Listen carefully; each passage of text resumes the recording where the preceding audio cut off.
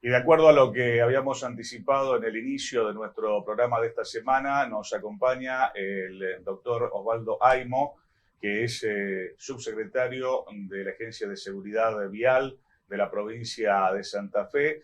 Siempre temas candentes, importantes para hablar en materia de tránsito y de seguridad vial. Doctor, muchas gracias por la visita, por estar con nosotros. No, el agradecido soy yo y bueno, por ustedes interesarse en estos temas que, como decía recién, son tan candentes y están en la consideración de la comunidad todo el tiempo por la cantidad de accidentes que tiene Argentina, ¿no? Fundamentalmente. Independientemente de aquello que siempre por allí se dice, ¿no? De que somos hijos del rigor y todas aquellas cuestiones, más allá de eso, habrá que asumir, que reconocer que se conduce, que se maneja muy mal en la Argentina, ¿no? Sí, por supuesto. Bueno, como decías recién, el tema este de que somos hijos del rigor es en todos los países del mundo, ¿no? Yo digo siempre que los países desarrollados que lograron bajar muertes y heridos graves en el tránsito, y yo me referencio siempre en los países nórdicos, Suecia en este caso particular, está a la vanguardia con respecto a este tema. Claro, después de 65 años de trabajo ininterrumpido como política de Estado, y esto me parece que es lo trascendente de comunicar, ellos también tienen controles. O sea, los suecos no son más buenos que nosotros. En definitiva, los seres humanos no acatamos la orden, no acatamos la norma porque somos buenos. La acatamos cuando el Estado, que es el que tiene el poder de policía, de control, es el que hace los controles para ver si nosotros estamos acatando la norma. Exacto. ¿No? De todas maneras, un genial jurista argentino, el doctor Carlos S. Nino, hizo en el siglo pasado, en los años 90 del siglo pasado, un libro que se llama Un país al margen de la ley. ¿Y qué trata este libro? Fundamentalmente una palabrita que en Argentina está muy devaluada y que representa la anomia. Claro, la anomia es aquella sociedad, o son aquellas sociedades que descreen de las normas, ¿no? Y que no las respetan por esta cuestión. Entonces él reconoce aquí tres tipos de anomia.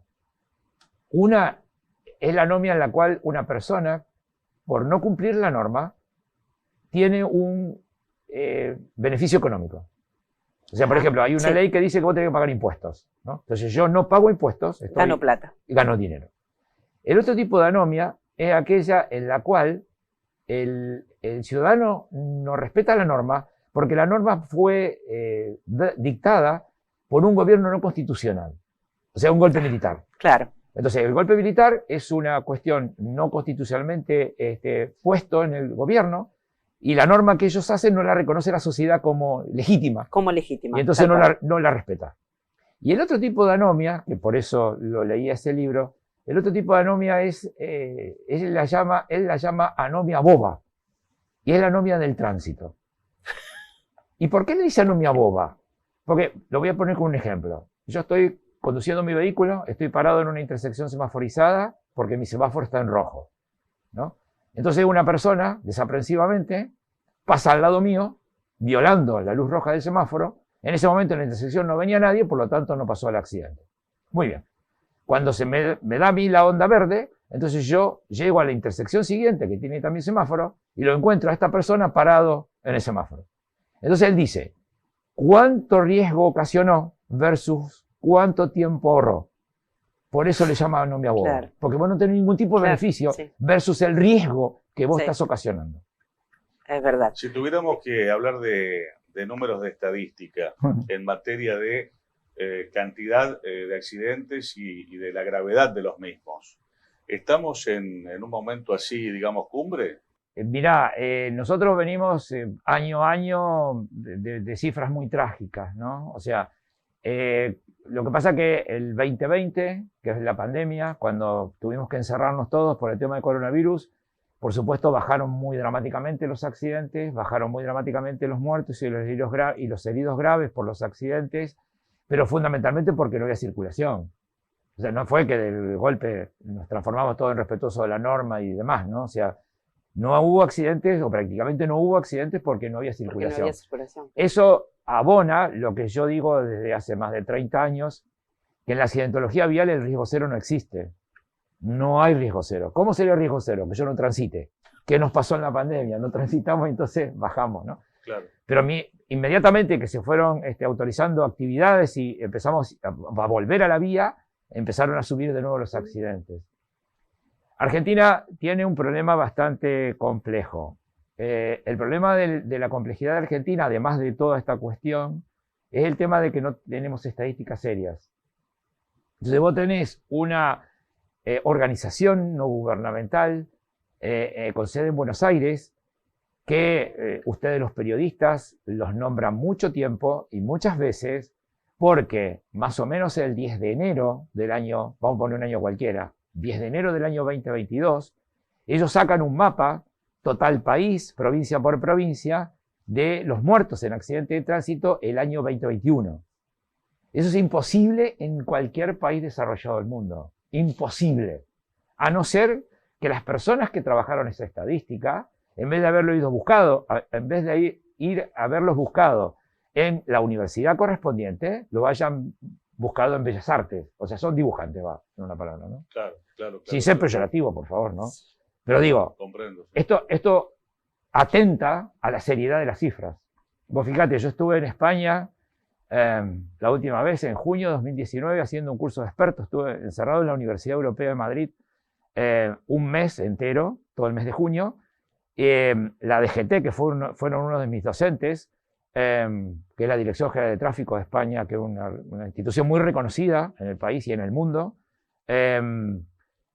saca cifras consolidadas de muertos en accidente de tránsito en España 6 meses después de haber terminado el año anterior. Ajá. O sea, junio, julio más o menos es cuando están dando las cifras del año anterior. Del año anterior. Claro. Sí.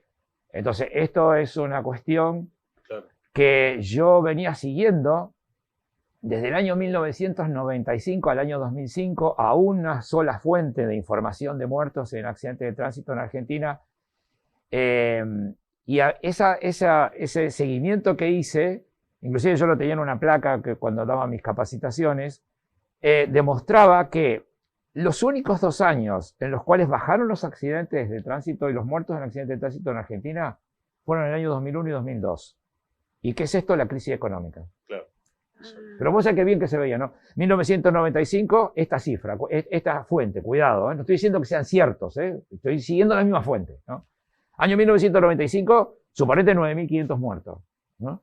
El 96, el 97, el 98 se mantenía, ¿viste? El año 2001 bajaba y el año 2002 bajaba. Y el año 2003, cuando empezamos a salir de la crisis, otra vez de nuevo. ¿Hasta dónde? Hasta el año 2005, donde la cantidad de muertos era igual que 10 años anteriores. Impresionante. Quería rescatar un curso que dieron desde la Agencia de Seguridad Vial para los periodistas, realmente muy agradecida porque me enteré de un montón de cosas. Entre otras cosas, me enteré que el subsecretario de la Agencia de Seguridad Vial es pediatra. Sí. Y me impresionó mucho cómo usted llegó a especializarse en seguridad vial. Cuéntenos, por favor. Bueno, mira, sí, vos sabés que mucha gente, cuando yo cuento que hace... Yo empecé con este tema en 1986. O sea, fíjate que no estaba ni la ley de tránsito todavía. Y mucha gente cuando yo cuento esto, piensa que el motor de arranque por el cual yo me interesé en el tema fue porque yo tengo algún familiar muerto o herido en un accidente de tránsito, que es el motor de arranque de muchos grupos, con quienes con muchos tengo mucha relación, sobre todo con los que quieren trabajar seriamente, ¿no? Con los que quieren trabajar seriamente. Y vos sabés que yo siempre cuento que no tengo ningún familiar muerto en un accidente de tránsito, aún, siempre digo aún, porque nadie está exento. Y lo que a mí me movió fue fundamentalmente que cuando empecé un curso de capacitación que se llamó Educación Médica Pediátrica Continuada, que vino de la Academia Americana de Pediatría, el primer artículo que llegó a mis manos, me llamó mucho la atención el título. El título decía: el rol del pediatra en la prevención de accidentes. Yo no sabía que los accidentes eran, en ese momento en la Argentina, la primera causa de muerte, sobre todo en la edad pediátrica. Si vos vas y ves de qué muere un niño de 1 año, de uno, de 0 a 1 no, porque ahí están las otras muertes que son más importantes, pero de 1 año hasta los 40 años en Argentina, a veces los llevamos hasta los 44 años en Argentina, la causa más importante de muerte, la primera causa de muerte son los accidentes, ¿no? Por supuesto que el niño de 1 año a 5 años muere muy frecuentemente en accidentes en el hogar. Muchos pediatras, yo fui el secretario del Comité Nacional de Prevención de Accidentes de la Sociedad Argentina de Pediatría, muchos pediatras empezamos por prevención de accidentes en el hogar. Yo tengo compañeros del comité, el comité de Rosario lo organizamos nosotros, o sea, yo junto con, mejor dicho, 3 amigos míos pediatras y yo, en la década de los años 90 del siglo pasado, empezamos y seguimos con la prevención de accidentes en el hogar. Yo fui el único que me cegué por mi capacitación. Yo estuve becado en Alemania en una escuela de educación vial para niños en el año 95, cuando aparece la ley 24449. Soy el que se sesgó y que me especialicé en el tema de la seguridad vial, ¿no? Y que no la abandoné nunca. O sea, sigo trabajando muy fuertemente con el tema de la seguridad vial. Y tengo mucha experiencia y además mucha historia con este tema, ¿no? Y cuando usted dice me referencio en los países nórdicos, ha estado también Sí. en los países nórdicos. Sí, yo, bueno, en el año 76 cuando me recibí de médico, yo de seguridad vial no sabía nada. Y ahora voy a contar una anécdota que se va a demostrar que no sabía nada. Viví 5 meses en Estocolmo, en la capital de Suecia. Bueno, me enamoré. Yo no tengo nada que ver con los nórdicos, soy latino, a pesar de que, bueno, ahora estoy canoso, pero en aquel momento, colorado como era y todo lo demás, todo el mundo me hablaba en sueco, pensando que era de la zona, pero no, nada que ver. Y vos fíjate que yo llegué manejando un vehículo, había salido de Copenhague, en Dinamarca, y estaba yendo por la autopista central de Suecia hacia Estocolmo. Llegué en un momento, recién empezaba el verano, no había empezado el verano, era la primavera todavía, donde a las 3 de la mañana había sol, un sol radiante como acá, ¿no? Como acá a las 12 del mediodía. Eran las 3 de la mañana. Entonces yo lo codeo a mi compañero que venía al lado mío, yo iba manejando el vehículo. Y lo codeo, le digo, che, escuchame una cosa, ¿qué hacen los pavos esto con la luz baja prendida? Era ley en Suecia. Claro. Una cosa que nosotros acá en Córdoba te hacen multas, nosotros los argentinos somos muy particulares, realmente muy particulares, ¿no? Los inventores de esto fueron los suecos. Ellos demostraron que con esta medida bajaron 10% los muertos en las rutas de Suecia. Nosotros, sin haberle explicado esto a la gente, ¿no? Metemos una medida y 2 meses después, sin haber explicado por qué, cómo, cuándo, los beneficios y compañía, estamos haciendo multas por no respetar la norma. Esto que voy a contar ahora tiene que ver con lo que estamos charlando, ¿no? A 1 año de vigencia de la 24449, por allí por marzo del año 96, se arma en Buenos Aires un congreso internacional en conmemoración de la vigencia de la ley. La ley 24449, en las publicidades de esos años decía, va a ser un freno al horror. ¿Y qué era el horror? Los muertos en accidentes viales en Argentina, que eran terribles. Por supuesto que la ley no fue un freno a nada, porque bueno. Pero bueno, en ese congreso invitaron a una serie de expertos en el mundo y vino un sueco.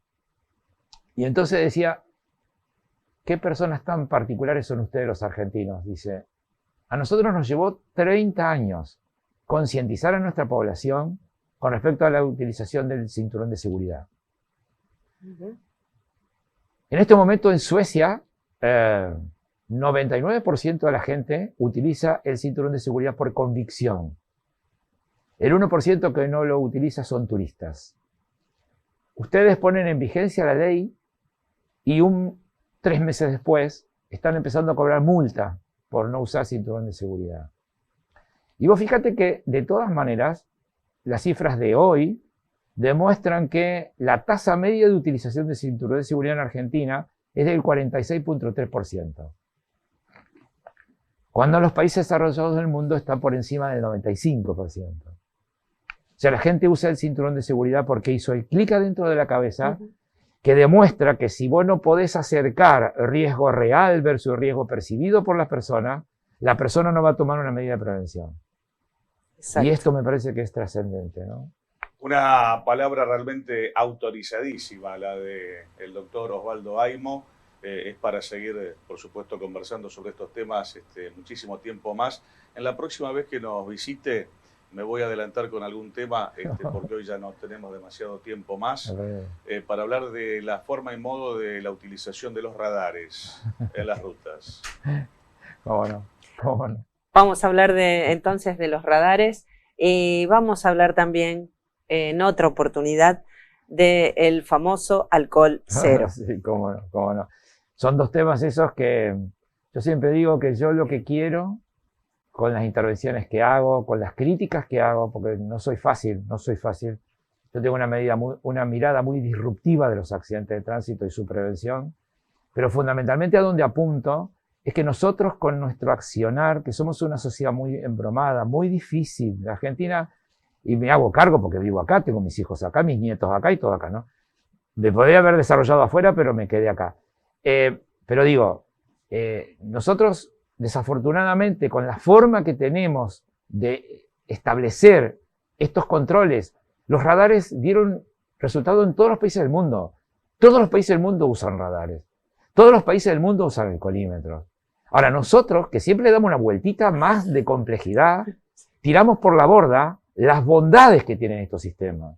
Y eso es lo que a mí me preocupa y eso es lo que no quiero. De verdad. Aimo, muchísimas gracias por la presencia y gracias seguramente por esos temas y tantos otros vamos a continuar este diálogo. ¿Le parece? No, muy amables, muchas gracias a ustedes. Ya